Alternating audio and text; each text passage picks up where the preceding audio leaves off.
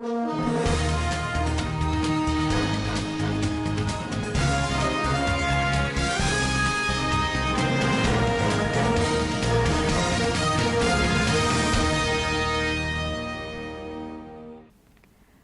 to Standard Voice News Channel. I am Samira Ibrahim. Here are your top stories for today. 2 soldiers killed and 3 injured in Zamfara road crash.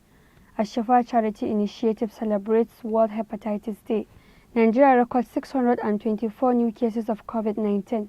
On business, President Buhari says it is in Nigeria's interest to strengthen the Gulf of Guinea Commission.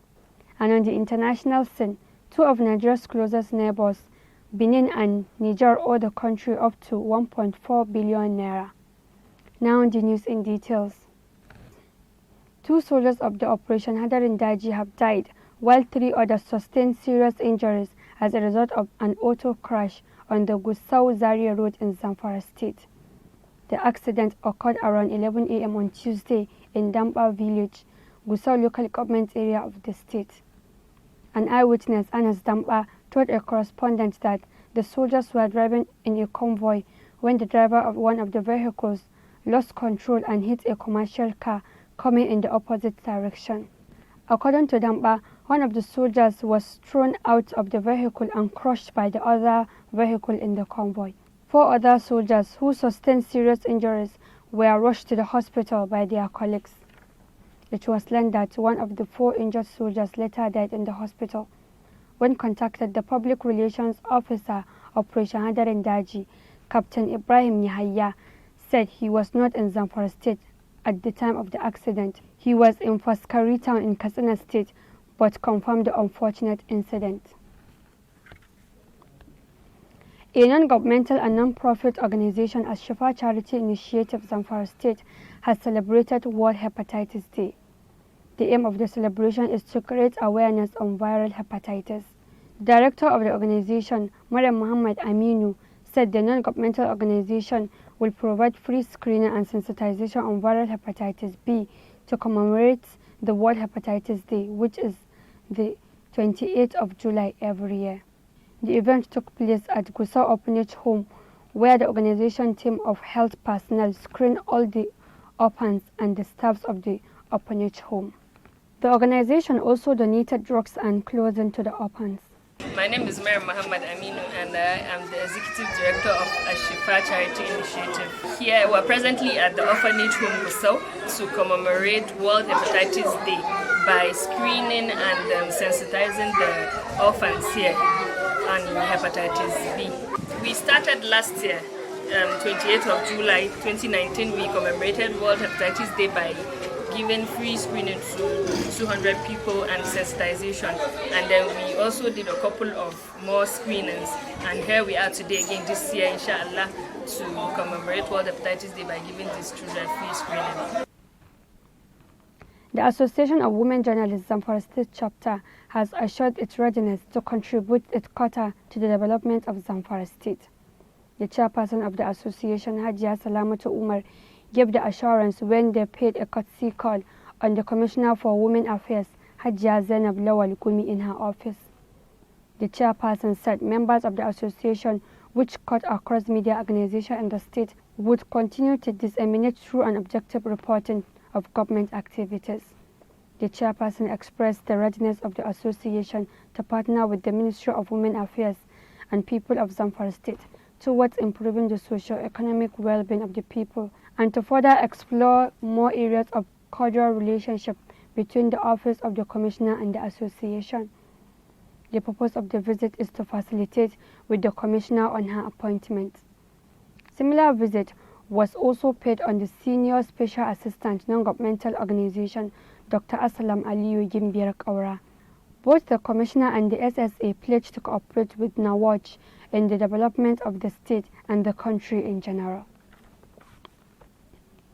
The Nigerian Center for Disease Control, NCDC, on Tuesday night announced 624 new cases of COVID-19, bringing the total number of infections in the West African nation to 41,804. 8 deaths were recorded from the virus in the past 24 hours, pushing the total number of confirmed deaths from the virus to 868.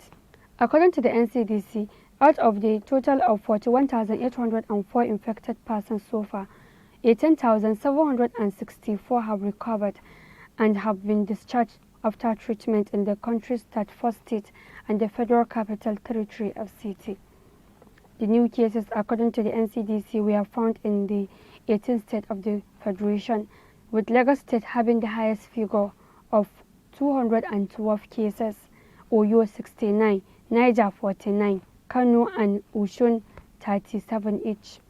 Others are FCT 35, Plateau 34, Gombe 33, Edo and Enugu 28 each, Ebonyi 17, Delta 10, Katsina 9, Ogun 8, Rivers 7, Ondo 5, Kaduna 4, Nasarawa 2. Lagos is still the state with the highest number of cases, with 14,848, about a third of the total. Nigeria is Africa's third most impacted country, behind South Africa and Egypt. The federal and the state governments are working to increase testing, as authorities stress that cases definitely far exceed the current tally. A federal high court in FCT Maitama has issued a warrant for the arrest of Muhammad Sani Omolori, the immediate past clerk of the National Assembly. The order was issued by Suleiman Belgori of the Federal High Court. The suit was filed by the Economic and Financial Crimes Commission (EFCC), seeking an order of the court for Omolori's arrest. In the application filed before the court, the EFCC claimed that Omolori refused to acknowledge its invitation to report to the Commission's office to answer questions regarding a petition on his alleged mismanagement of funds. The Anti-Corruption Agency said it was investigating an allegation on the diversion of 14 Toyota Hilux vehicles and 14 Peugeot 508 vehicles valued at over 400 million naira. According to the Commission, in the course of the investigation, Adamu Muhammad Fika, Secretary of the National Assembly Commission, Olusoye Ajakaye and others were invited to its office. The EFCC alleged that the invitees made revelations indicating Omolori, after which letters were sent to him on November 4, 2019, which Omolori failed to honor. EFCC added that it sent another letter to him on March 16, 2020, which he still failed to honor, after which the Commission said it was left with no option than to approach the court for a warrant of arrest to be issued against the respondent.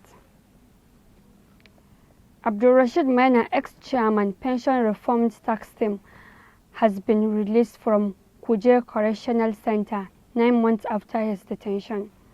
Mr. Maina, who was arraigned before Justice Okon Abank of the Federal High Court Abuja on October 25, 2019, by the Economic and Financial Crimes Commission (EFCC), alongside his son Faisal and firm Common Input Property and Investment Limited, had been in detention since the period. However, Maina's lawyer Adeola Adedipe, in a telephone interview with NAN on Tuesday, said the ex-PRTT boss was finally released on Monday evening after completing the necessary document for his freedom. Mr. Adedipe, who is from the Chamber of Lawyer Ahmad Raji San, said though Maina should have been released July 24th, it was delayed till this week due to administrative procedures. President Muhammadu Buhari warmly rejoices with President of the African Development Bank, Dr. Akinwumi Adesina, on the clearing of all allegations against him by an unanimous group and further validation of his competence and integrity to lead the institution. President Buhari congratulates the African Development Board of Directors, the Ethics Committee and members of staff for their courage, maturity and patience in following through the process of investigations and acceptance of reports of panel of high-level independent experts, which reviewed the report of Ethics Committee of African Development Bank and Dr. Adesina's response. The President commends the eminent personalities consisting of Mary Robinson, Justice Hassan B. Jalu, and Leonard F. McCarthy, who handled the review of the reports of Ethics Committee, and their professionalism in rejecting support services and providing a unanimous report. President Muhammadu Buhari believes the conclusion of the review should finally draw a curtain on the allegations that created distractions for the entire institution for a period and serve as impetus for more diligence in handling responsibilities while fueling the zeal to deliver on the promises of a greater Africa. The President urges Dr. Adesina to remain steadfast, dedicated and resolute in pursuing his noble goals for the institution, especially with the now expected second term in office, assuring him of the prayers and support of Nigerians. President Muhammadu Buhari has commended members of the Maibala Buni-led All Progressives Congress APC Caretaker Committee for the work they are doing in repositioning the governing party. It could be recalled that following the suspension of the National Chairman and the National Working Committee of the APC in June, the National Executive Committee of the party chose the Yobe State Governor and others as the chairman and members of the Caretaker Committee, as well as the Extraordinary National Convention Committee, respectively. At Tuesday's virtual interaction with the governors of the APC-controlled states, with the Vice President, Professor Yemi Osinbajo, in attendance, the President said that he is pleased with the work that the Caretaker Committee has been doing. He expressed satisfaction with the work of the chairman and the committee, saying that he was highly mobile in the effort to coordinate and strengthen the party. President Buhari also appreciated the effort of the APC governors following the successful conduct of the party primaries in Edo and Ondo states, adding that he is happy that they knew their responsibilities as governors and had identified the right priorities. Minister of Justice Abubakar Malami has said that Nigeria is awaiting the return of $200 million from the Netherlands and Switzerland as part of OPL 245 Malabu oil. Mr. Malami made this known while declaring open a capacity building workshop and interactive session with judiciary correspondents in Abuja on Tuesday. The Attorney General, who gave a scorecard of the ministry in the past 1 year, said due to the anti-corruption crusade of the present administration, they facilitated the recovery of $62 billion arrears from oil companies as part of Federation Government Production Sharing Agreement, PSA. Also recovered within the period is the sum of $311 million from the US and New Jersey in the third phase of Abacha loot and another $6.3 million Abacha loot from the Republic of Northern Ireland. Mr. Malami said the money have been paid into the federal government treasury for utility development such as Lagos-Ibadan Expressway, Kano-Abuja Expressway, and the second Niger Bridge, in line with agreement reached with the foreign partners. The Senate on Tuesday summoned the Minister of Finance, Zainab Ahmed, and the Minister of Works and Housing, Babatunde Fashola, over the funding status of 3 federal government legacy projects.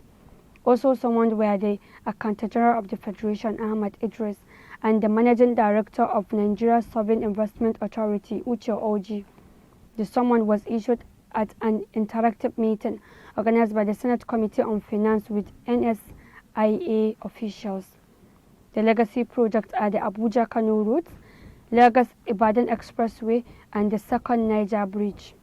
The projects are being funded with the Presidential Infrastructure Development Fund managed by the NSIA.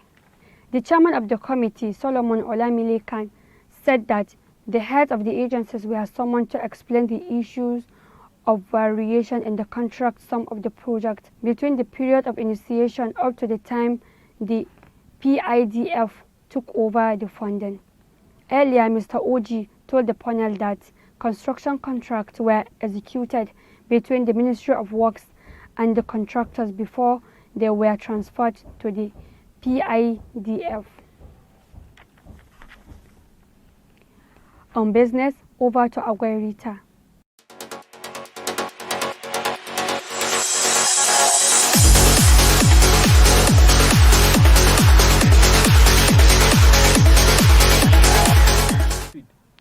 Welcome to Standard Voice Business Update. President Muhammad Buhari has said that it is in the best interest of member states and of Nigeria in particular to fortify the Gulf of Guinea Commission so it can perform the roles for which it was set up. The President spoke on Tuesday in a virtual audience with the Executive Secretary of the Commission, Mrs. Fortuna Adenike, in Nigerian. The Gulf of Guinea is very strategic and it's regrettable that most member states of the Commission are not up and doing. The President said members of the Commission need to check the theft of oil through the Gulf, the smuggling of arms and ammunition, and the breaking of border regulations through the water. He promised that Nigeria could be alive to her responsibilities in terms of prompt payment of dues, adding that he could also write leaders of member states to participate actively in the programs of the Commission and to defend their financial commitments. And that is all on Standard Voice Business Updates. I'm Agwarita. Thank you.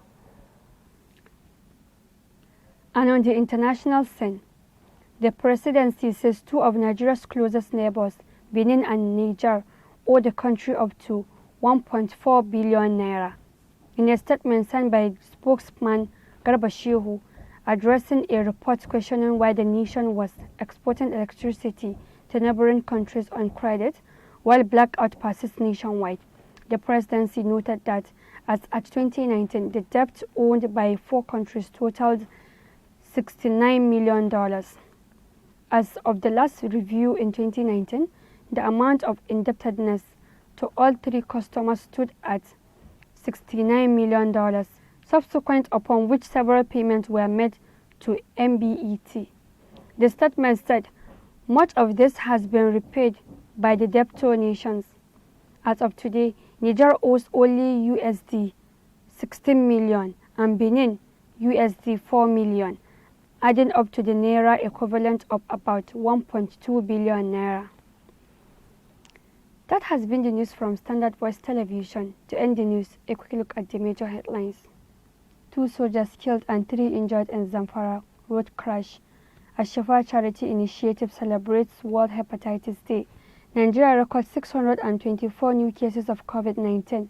On business, President Buhari says it is in Nigeria's interest to strengthen the Gulf of Guinea Commission. And on the international scene, 2 of Nigeria's closest neighbors, Benin and Niger, owe the country up to 1.4 billion naira. That's the news. On behalf of the production crew, Head of News and Current Affairs Department, Ibrahim Garbatino, I am Samira Ibrahim, wishing you a pleasant day. Keep watching Standard Voice Television News. Goodbye.